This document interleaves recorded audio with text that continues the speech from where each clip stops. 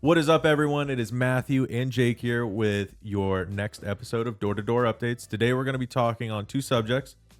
First is going to be the playoff waivers, right? Yeah, awesome. So waivers. Something we always like to talk about. It's always a topic of discussion almost every year now. But basically, the waivers, they still exist, and they need to exist. I think there is a necessary cause for them. I agree. However, NASCAR has decided, hey, you need these waivers? You're going to get in trouble unless there's certain reasons why. We'll kind of jump into that. Basically, the waivers, if you have to have a waiver put in place, if you have it for a medical reason, if you have it for a family emergency, something childbirth. If you have a child, that's a family emergency, something of that nature. Yep. You are granted a waiver and everything flows smoothly. You get the waiver, you miss the race, you come back next week, you're good to go. Now, on the flip side, NASCAR's been giving out waivers to everyone. You punch someone, you get a waiver. You wreck someone, you get a waiver. You miss a race, you get a waiver. Everyone gets waivers. So NASCAR is done with that. They're going to jump into penalizing drivers for getting these waivers. The penalty's pretty easy. You need a waiver.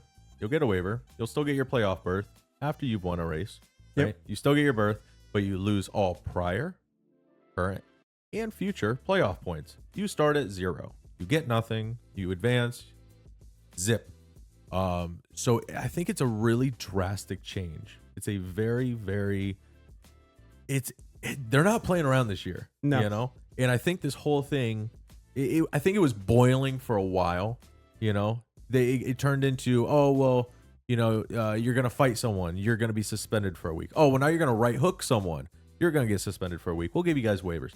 I think NASCAR really just decided to enforce this extreme mandate because of Kyle Larson missing the 600. I think one of their marquee events. Yeah, I think it all stems from that. It has to. At least that's the straw that broke the camel's back. You know what I mean? Great way of saying it. Yeah. Yeah. So it's one of those things. I would say I'm a little indifferent about it, because I don't want this to hinder anyone.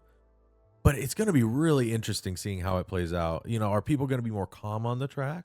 Are people going to not want to take extracurricular activities? Yeah. It's really up in the air, but they still keep their playoff berth. So I guess that's something, you're still there. So what I'm curious is, like in the Chase Elliott situation, Alex Bowman, they've said that it's not going to be like you can't use a waiver and retain your playoff points. Mm-hmm. But like if you do get injured doing snowboarding or running sprint cars or whatever, micros, like whatever, or even like, let's say short track racing, like a super late model. If you get injured in one of those, does that mean you're going to lose your playoff? What if you're racing Xfinity? I'm assuming if you're racing a NASCAR owned series, one of their main touring series, you're probably going to be fine. Right. Mm-hmm. But, I don't know, man, that's like, I don't want teams to now put this in the contract that these guys can't go do this extracurricular style of racing, right? Mm-hmm. How much we love seeing Kyle Larson, Christopher Bell run Chili Bowl. Kyle Busch this year also. Ricky Stenhouse also this year. Like, I mean, are they not going to go if they know it impacts their chances at a championship? Exactly. Could be. So, I hope there's some clarification on that because nobody wants to see those guys not be allowed to do those things. Also, so I don't know if it's a moot point, and it might be a moot point. You can always let me know. But like, what if you need to get one of these waivers before you even get a win? Would you even apply for the waiver? Like hoping you get a win down the road? Or is it just, I missed this race week 2, and my plane didn't go anywhere. Whatever, something might happen. Well, I need the waiver. Oh, well, if you get the waiver, you're not going to get any points moving forward. Yeah. You're just going to race like a dog the rest of the year, Like, are you going to have any common courtesy for anyone? You're already, 1 foot in the grave. Like, yeah, it's weird. I kind of feel like we went from a rule that was way too vague to a rule that's now like way too strict. Yeah. I feel like there's got to be some middle ground. I think it'll be fine. I think once NASCAR, once the situation arises, like, okay, if Kyle Larson chooses not to leave the Indy 500 to race the Coke 600, apply this rule. This is the rule. This is in the rule book. Yes. This is fine. If Alex Bowman or anybody else gets injured running a micro or, something of the sort, some other thing besides NASCAR, I think they should still get the waiver. Yeah. If they're going to miss a month of racing because of that, they're already going to be way behind. You don't want them to come and race and be injured either. Right. That's that's the other thing. Like, what if they try to hide an injury? What if you break your left leg and you're going to try to race with a broken left leg and not tell anybody? Yeah. I mean, I don't know. Maybe they go through some kind of medical exam before each. I mean, I don't know. They don't. They only when you crash. They do one at the beginning of the year, and they do one when you crash. That's it. Yeah, I mean, you could probably hide a stint or something underneath. 100%. Yeah. This is how they used to race back in the day. Broken collarbones, concussions. This kind of encourages you, if you get hurt outside of a NASCAR sanctioned event, to kind of start playing those games again. I think NASCAR would. I think they would give them the medical waiver for that. I'm sure the teams are already reaching out.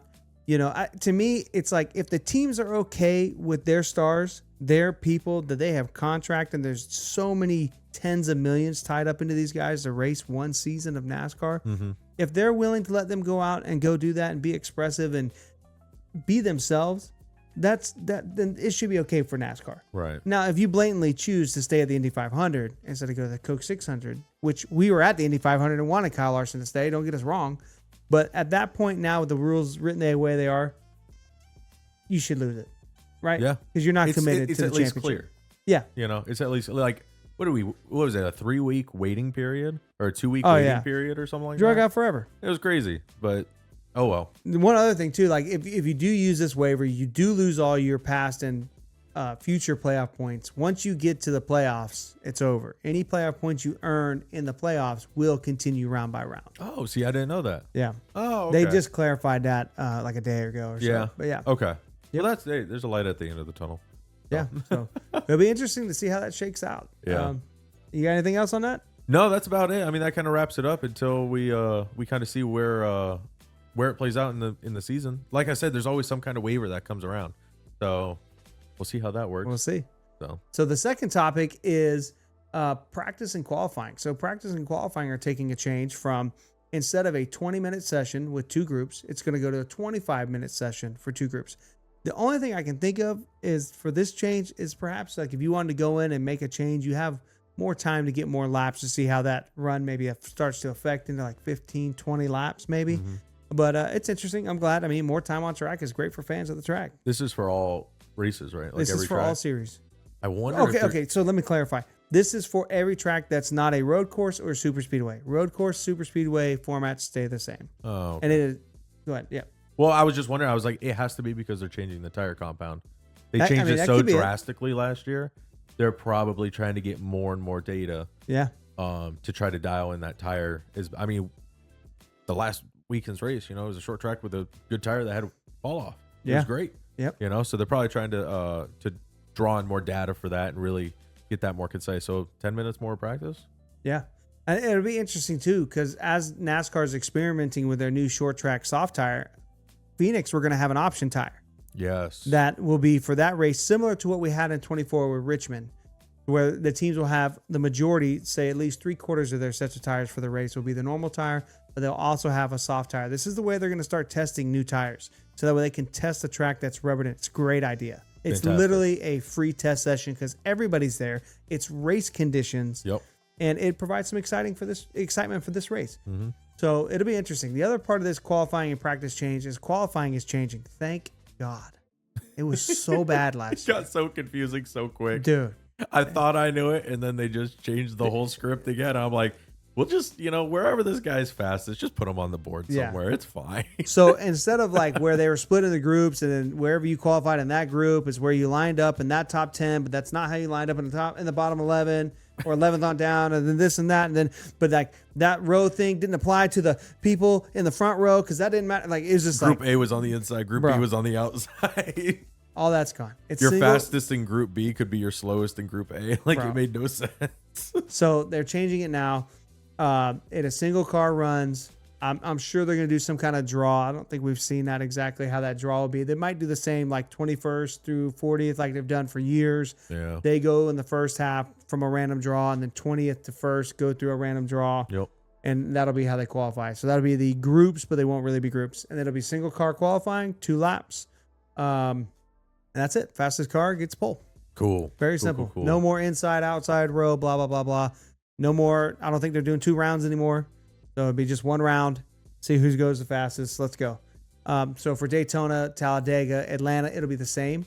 It'll be 1 lap at speed. So you'll get to do your out lap and then come up, take the line or cross the line, and you'll be able to take your lap. They will still do the 10 fastest will advance to a round 2, and they will run again. Oh, And then okay. all 6 super speedway races will follow that format, and the road courses will follow the same format, where it'll be a time section where probably the whole field or half the field will be released at once. Sweet. Yep. Well, So looking that's it. forward to it for sure. You Yeah. know? So this is the weekly news that we're gonna start doing. Maybe more than weekly. Just as we'll see, as stuff comes out, we're gonna drop videos. So stay tuned, like, subscribe. Let us know what you think too in the comments below. Absolutely. Stay engaged.